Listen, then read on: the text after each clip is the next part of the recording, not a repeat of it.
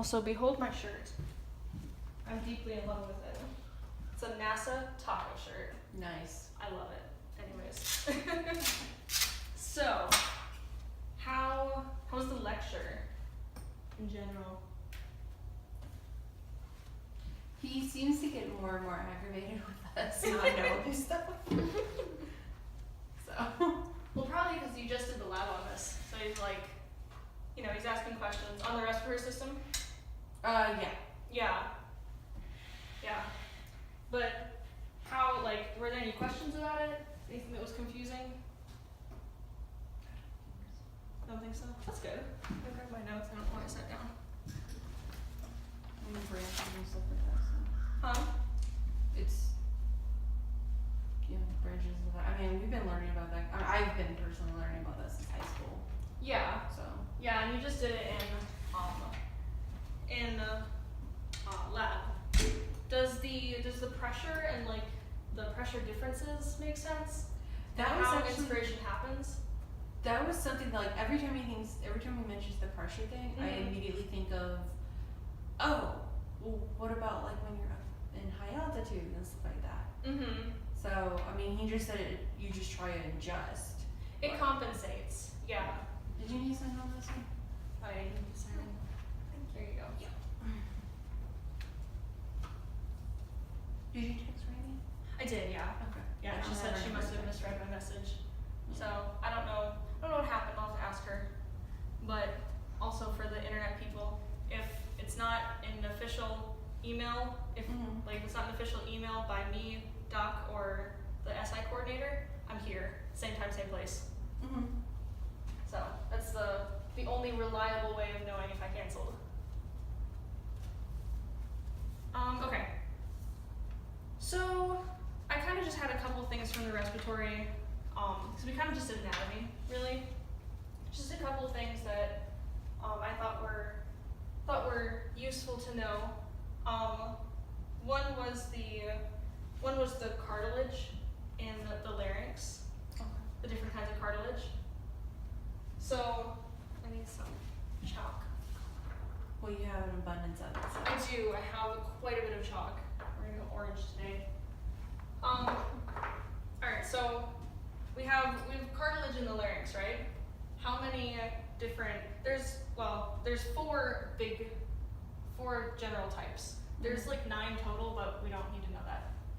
So don't kill yourself with that. But what are the kinds of cartilage? Thyroid. Where do you find that?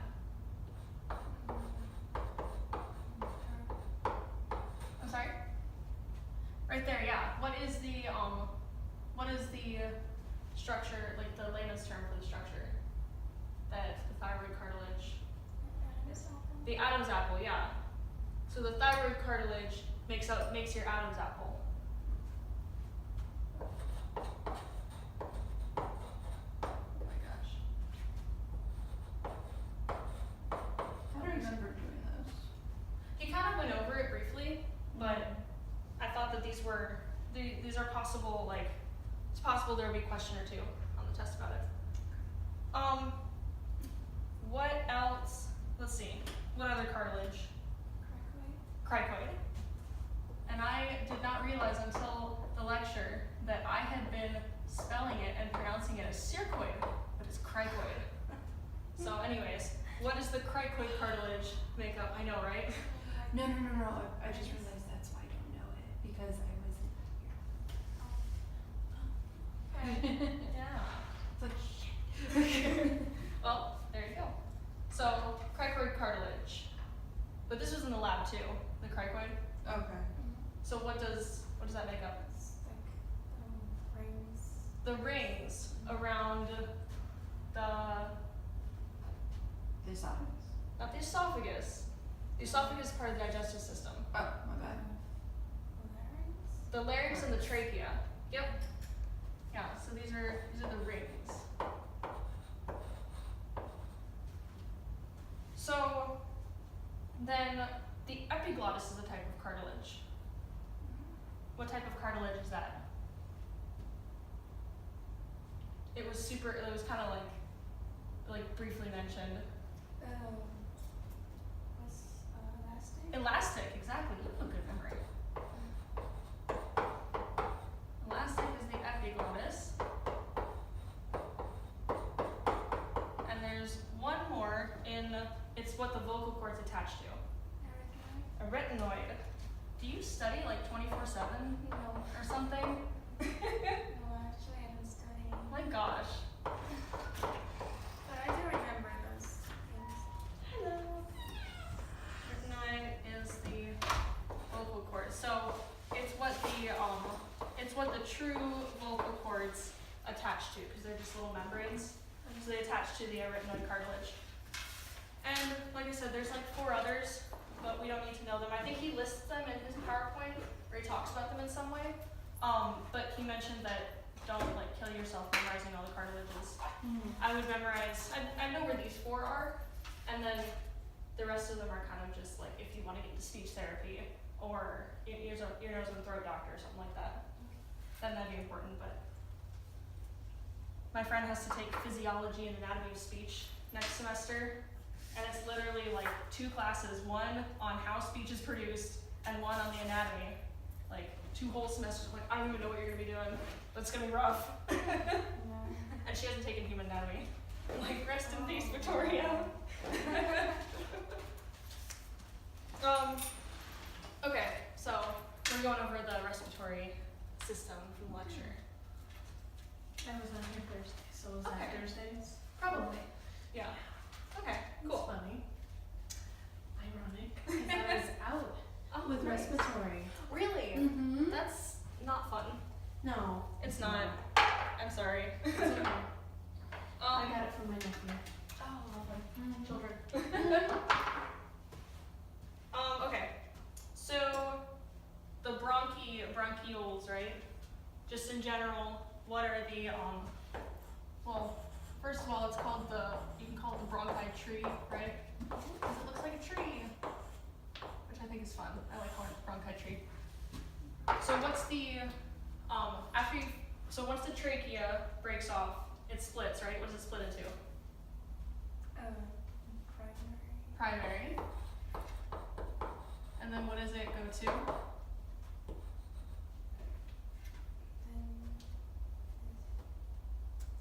secondary or the lobes. Yeah. So why is it called? It's called secondary or lobar. Why is it called lobar? Because it's lower. Not because it's lower, but remember the lungs are divided into lobes, right? Lobar and lobes.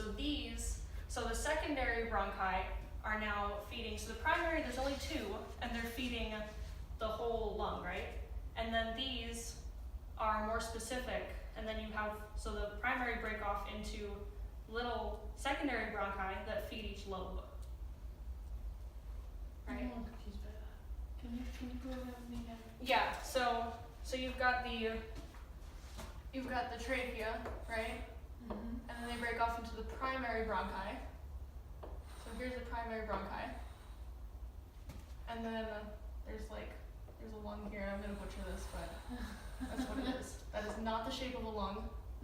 Do not draw that in med school and say that's a lung. Well, if You'll you get put a kicked out. nice little slash in the middle of not in the middle, but just at the bottom of the right one, you might have a better chance of making it a lung because of the heart thing. Yeah, right there. No, I was thinking all the way down.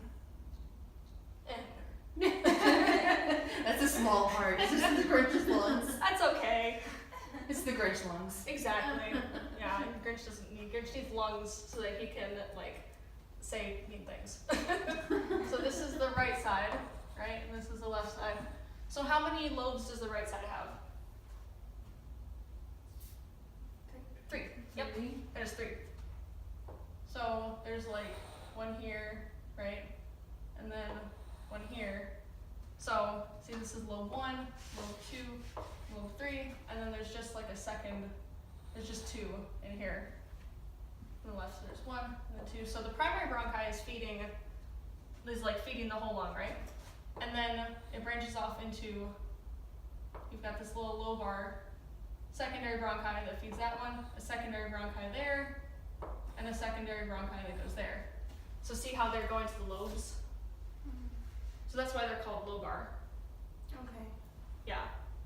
So it's a beautifully anatomically correct drawing, but does it give a little bit more understanding of what's happening?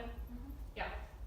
So then each secondary bronchi breaks into what? Tertiary. And tertiary means third. So tertiary means third. And then these are also, they have a name, segmental. Yeah?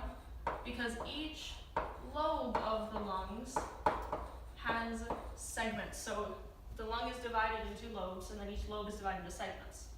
So these tertiary bronchi feed the segments of each lobe, or bring air to the segments of each lobe. So the primary bronchi bring air to the lung, just the whole lung, right? Mm-hmm. So they come in through the hilus, and it's like a big pipe, right? Mm-hmm. It's like, I'm trying to think of an example. I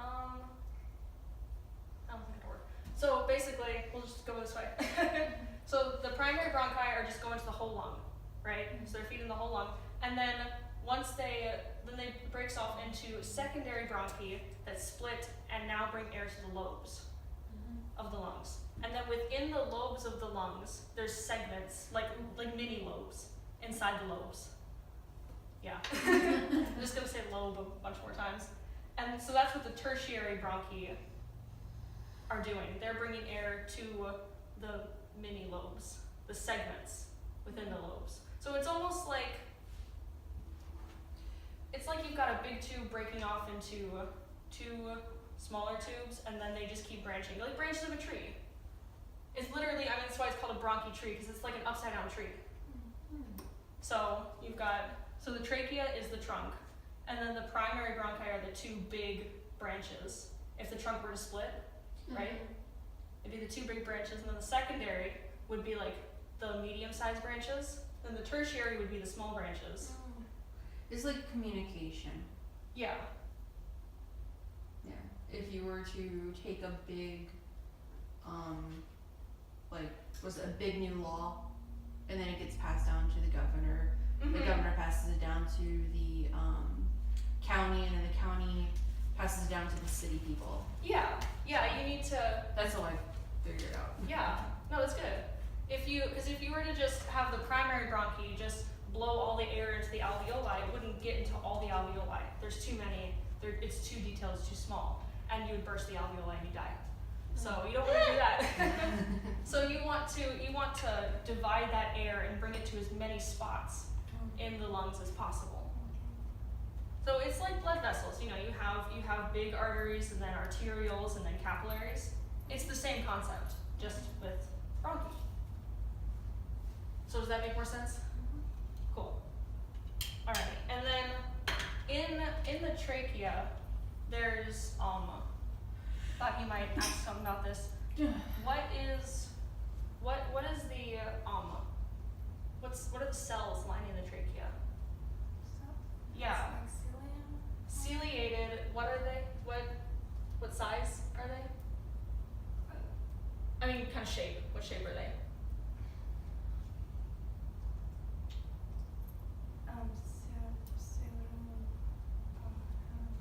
Yeah, they're columnar. They're pseudostratified columnar. Exactly. So we've got, and why would we need the cilia?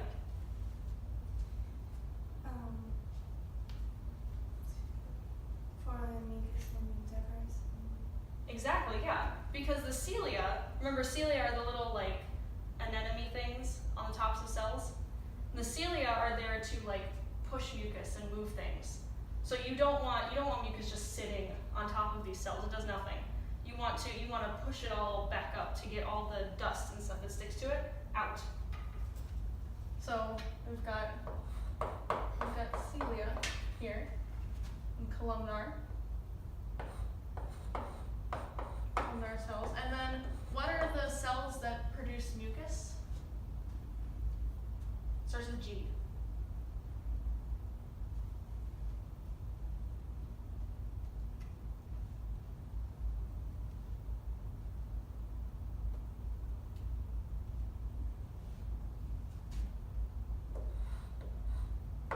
They're called goblet cells.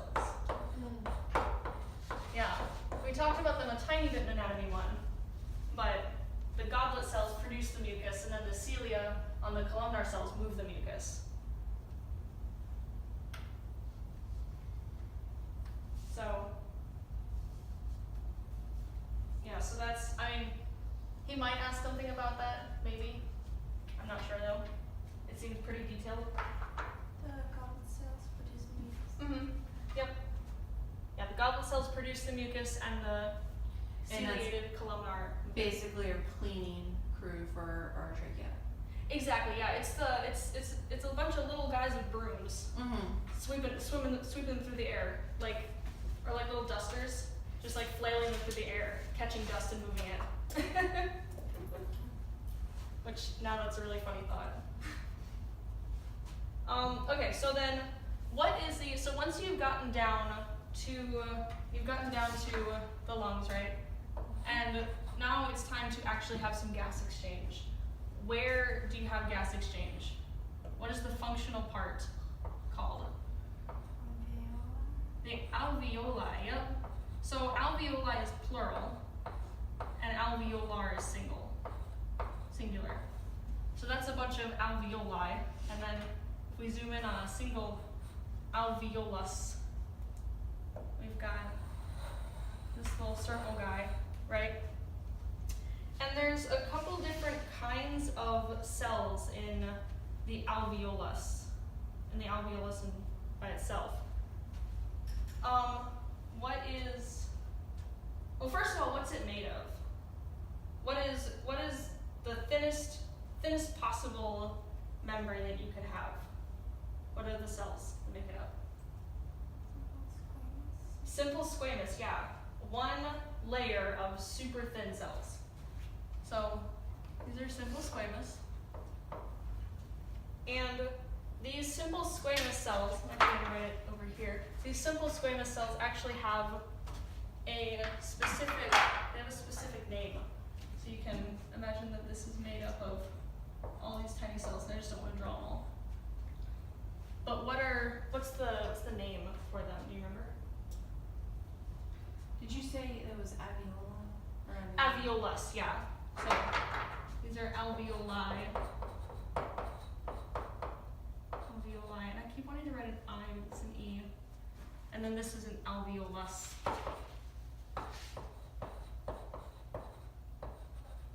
So the layer of simple squamous cells is actually called a type 1 cell. When you're talking about the respiratory system, yeah. And this is something that you probably want to keep in mind, because I have a feeling there will be a question on the test. What is a type 1 cell in an alveolus? So a type 1 cell is just a simple squamous cell where gas exchange occurs.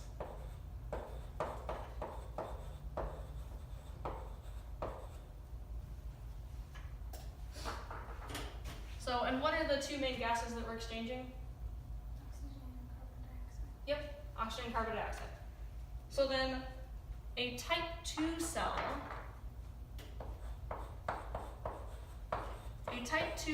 secretes something very important. Surfactant. So, what the heck is a surfactant? It's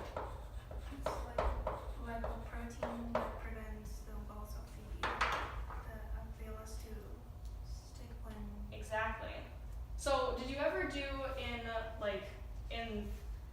elementary or middle school, or even high school or whatever? I don't know when people normally do this. But did you ever do the experiment where you balanced a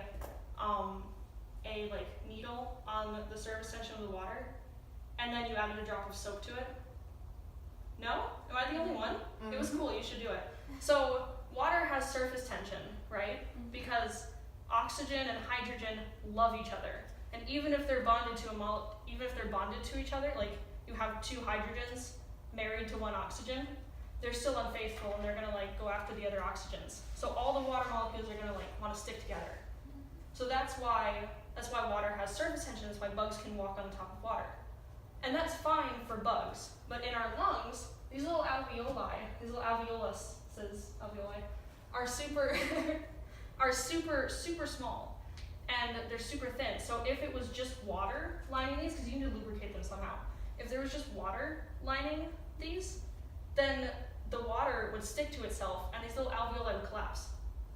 So you wouldn't be able to breathe. And you breathe in water through the air, right? Especially with the humidity in Florida. So you need something to break that surface tension. So surfactant is like soap. Soap is a surfactant. Soap binds to fat and it binds to water. It has two ends. It's like a hydrophilic like the phospholipids. It's kind of the same concept. It has a water loving end and a water hating end. So the water loving end will grab onto the water, like when you're using dish soap, and then the water hating end will grab onto like the oils in the pan that you're scrubbing. And that's why soap takes away the oil, is because it can grab onto both. So that's what's happening that's why you need surfactant in here, because surfactant kind of gets in between the water molecules. And because it has that water hating end, the lipid end, it kind of like, it prevents the water molecules from seeing each other, from getting close to each other. So you have lubrication, and you have something that attracts the water coming in through your from the environment, right? And it'll kind of like grab onto that water, and it'll say, nope, you can't stick to each other, and it kind of isolates them. So it lubricates the alveolus, and the water molecules still see each other to a little bit. They still have a bit of surface tension, so that the alveoli, keep their shape. But then the surfactant prevents it from them being too close. So definitely do that at home. You can balance a pin on like a needle on the surface tension of the water, and it'll just sit there because it's light enough. And then if you add a drop of soap, the needle just sinks right away, because the soap like breaks up the water tension, surface tension. It's really cool. So that's what a surfactant is, and that's super, super important. And that's why when you're born prematurely, babies sometimes are born premature to making this surfactant. So that's why they have to be put in those little like chambers. As part of the reason is because they need so much more oxygen, because not all their alveoli are working, because not all of them are producing surfactant. So you need to saturate them with oxygen so that the alveoli that are open can receive as much oxygen as possible. Yep. So surfactant is pretty cool. It's neat. And then there's one more type of cell. It's called an alveolar dust cell.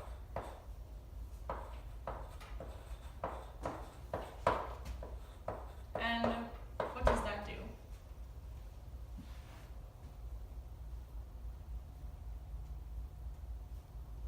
It's the cleanup crew. It's a macrophage. So you can think of it literally as eating the dust. So it's like a little wandering macrophage that just kind of sits right here, and it wanders around the inside of the alveolus, kind of does a circle, and it just cleans up all the bad stuff. You breathe in dust. Yeah, you breathe in dust, and your macrophages get really annoyed because they just washed the floor, they just swept. So then they go around, they sweep the little alveolus out, and if you breathe in little like bacteria, they're like, why are you bringing bugs into my house? And so they go around and they like eat up all the little bugs, eat up all the bacteria. Oh my gosh, I just breathed in chalk. Oh, there you go, you just got it. Yeah, my alveolar dust cells are now mad at me. They're like the little grandmas of the alveolus, and they're like angry if you bring anything foreign in. They're gonna clean it up. So those are the three main types of cells in the alveolus. Definitely know those. And then in the little diagram, the surfactant cells are just kind of like sitting almost inside the membrane. They're kind of just sitting here, and they're just producing surfactant. Bloop. Like that. There you go. So now you know what surfactant is. I don't know why I get excited about it. I just really like the concept of surfactant for some reason, because I am a nerd. It's okay.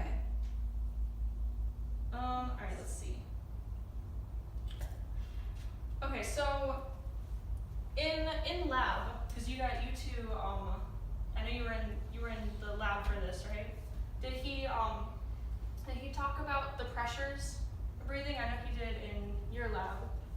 He talked about like the pressures involved in breathing, right? Okay, so we are going to go over the pressures. Did you you were in lecture. How did you feel about the pressures, the outside pressure, inside pressure of the lungs, and how that helps us breathe? I don't understand it. Okay, cool. And that is the perfect thing to go over right now. Alright, so I'm gonna erase this, and we're gonna do that. Okay. So, the first thing to realize, and this is not exclusive to the lungs, is to realize that, so you know how water goes from high pressure to low pressure, right? Or like with diffusion. Remember if you had like the sugar cube and you put the sugar cube in the water, it would diffuse, right? Because you don't want high concentrations of anything. So the same thing happens with air. Air follows the same concept. If there's a lot of pressure here and low pressure here, air is going to move this way, right? So that's what's happening with the lungs. So there's a law. Do you remember whose law it is, Naomi? It starts with B, right? It does. It starts with a B. Boyle's law. So Boyle's law is just a mathematical way to say the exact same thing. High pressure wants to move to low pressure. But it's kind of, it has to do with volume too. So it's, pressure is inversely proportional to volume. So basically, if volume goes up, pressure goes down. So, and then if volume goes down, pressure goes up. So, it's kind of a weird concept, but basically, if you have, because a gas, air will fill up whatever space it's in, right? It's like the molecules can just spread far apart. So it will fill up whatever space it's in. So if you have if you're blowing up a balloon, right? So you have very low volume in your balloon, right? And all of a sudden you start blowing into the balloon, right? You're blowing pressure, you're blowing more air molecules, because air is made of molecules, and those molecules take up space, right? So you're forcing a lot more molecules into that balloon. You're putting more pressure in it. So if pressure is going, if you're, well actually hold on, I'm not explaining this right. So if you're blowing into the balloon, you're blowing more air molecules, right? So your volume is going up. The amount of air you're putting in there is going up, right? Hold on, that's not a good example. I'm trying to think, because What about the bowl and the water? the bowl in the water, explain. When you put a bowl upside down in the water, you have air trapped basically in the bowl all the way down, and the harder you push that down, the more pressure you have to push down, the more it pushes back up to want to flip. That's Yeah. not, I don't know if that's the same concept. No. I don't think it is. But it was It's- in my head. So. Yeah, no, it's like it's related, it's close, but I'm trying to think of a good analogy. It's like one of those things that like I understand it in my head, but I'm trying to figure out how to teach it. When you took chemistry, have you guys done the experiment with the marshmallows? The marshmallows, which one? I don't think I did. No? Because I saw an experiment with marshmallows that if you take out the pressure, the marshmallow size will increase. Then if you put Oh. pressure on the marshmallows, Mhm. it will be like their normal size. Oh, cool. Yeah, I never did that. That's neat. I want to do that now. All right, I'm I'm just gonna draw the lungs and we'll go from there. We'll do it that way. So you have two pleura in the lungs, right? What are the two membranes? Visceral and parietal. Yep. So you've got this membrane around the lungs.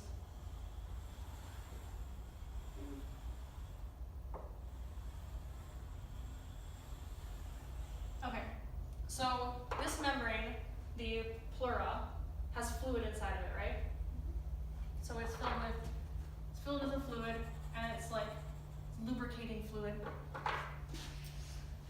So what's the muscle that pulls down in the pleura?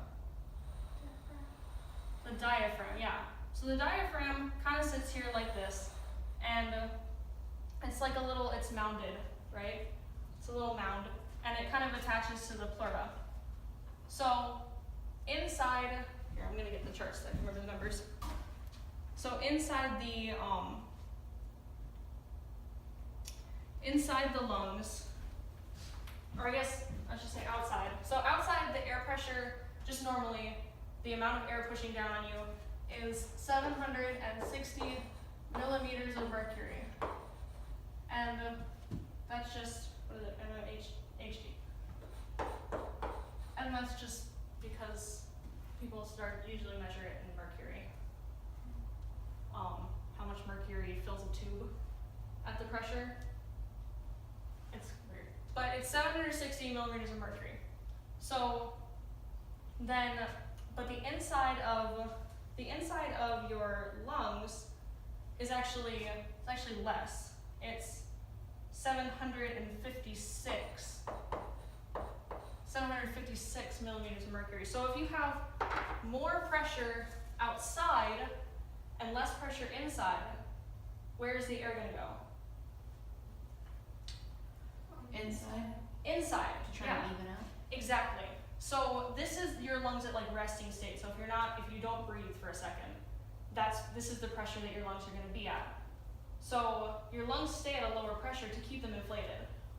If they were at normal atmospheric pressure, your lungs would just kind of stick together because of the equal pressures, right?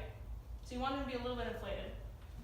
So then when you breathe in, your diaphragm, what does it do?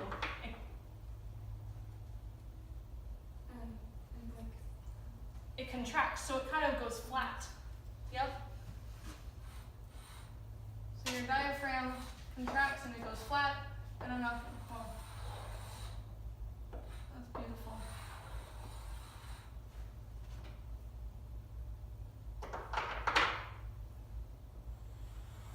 It's a lot quicker and cooler on these little like YouTube videos where they just draw things in like 0.5 seconds. And then you actually draw it in real life, and it's like, whoops, can't draw. So now your diaphragm is like really flat because it contracted. So it pulled the lungs down, right? There's now more space. So with Boyle's law, if the volume goes up and you don't add any more air to it, the pressure goes down. So there was 756 millimeters of mercury, and now there is 754, right? So there's 754. So same thing, where's the air gonna go? Because it's still 760 out here. So there's less pressure in here, so which way is the air gonna go? Outside in or inside out? Outside in. Outside in, yep. Because there's more pressure out here, so it's gonna go outside in. So now, just decreasing the pressure just two units makes it enough so that the air rushes in, right? So now the air is like coming in, and it's like, get the air in here, we need to even this out. So you get the air in there, and you breathe in, and you have gas exchange happen, but obviously you don't want to keep, you don't want to keep your diaphragm contracted. You want to let it be comfortable. So then it relaxes, right? And then if it relaxes, it pushes back up, right? It pushes us back up. So then this is your lung that's now expiring, right? So it went up, so the volume of the lungs went down, right? It's now not as big. Literally, like this pulls the lungs, make them bigger. And now it's pushing the lungs and making them smaller. So when it pushes the lungs and makes it smaller, all of that, your volume goes down, so your pressure goes up. So now you have 762 millimeters of mercury of pressure inside your lungs. So which way is the air gonna go out? Outside, it's gonna go inside out.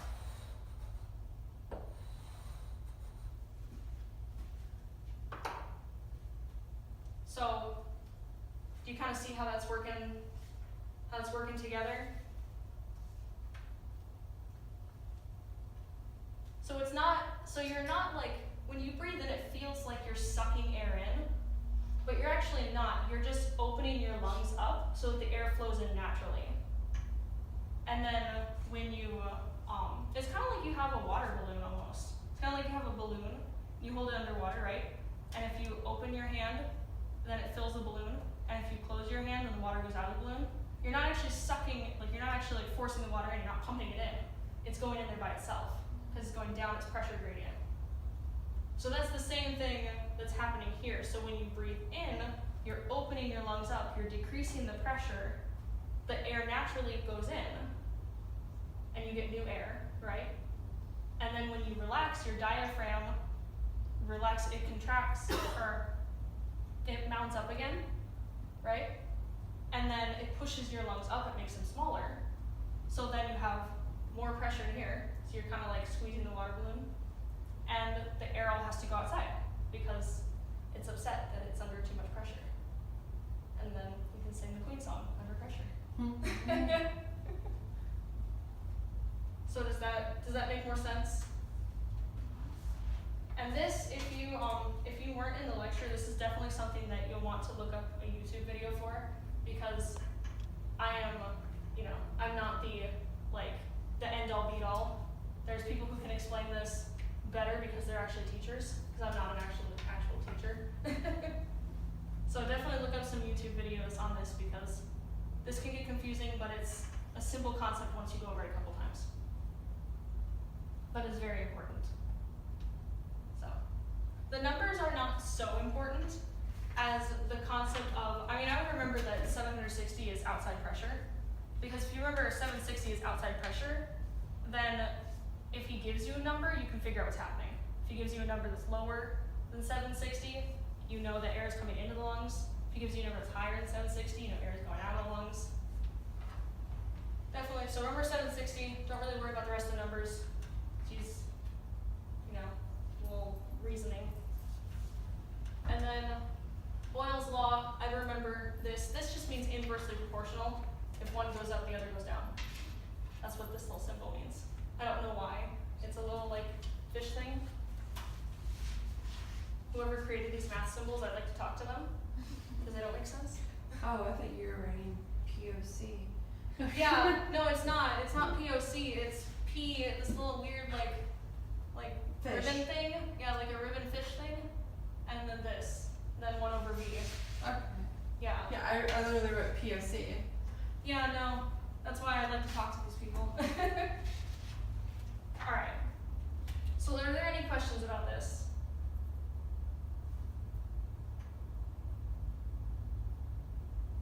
No? Does it make a little sense? Yeah? Cool. Sweet. Alright. We have 10 minutes. Are there any other questions or anything?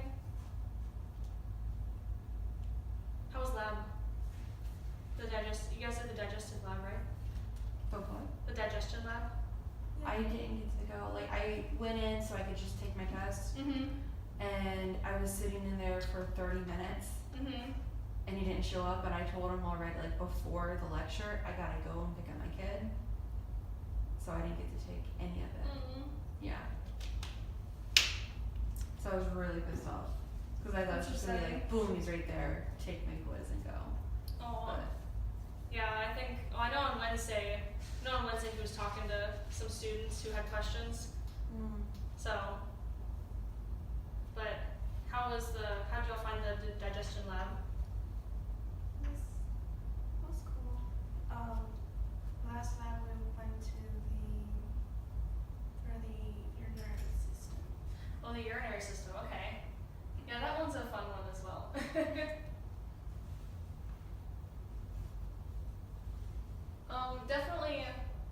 Definitely go over like the digestion handout and the PowerPoint and look up some videos. I found a Khan Academy video that's really good. It gives all the enzymes because lab is mostly the different enzymes that digest the food. So enzymes that digest protein, carbs, and fats. And they will show up on your practical. Guarantee it. no pressure. Yeah, no pressure. There's only like 5 of them though, so they're fine.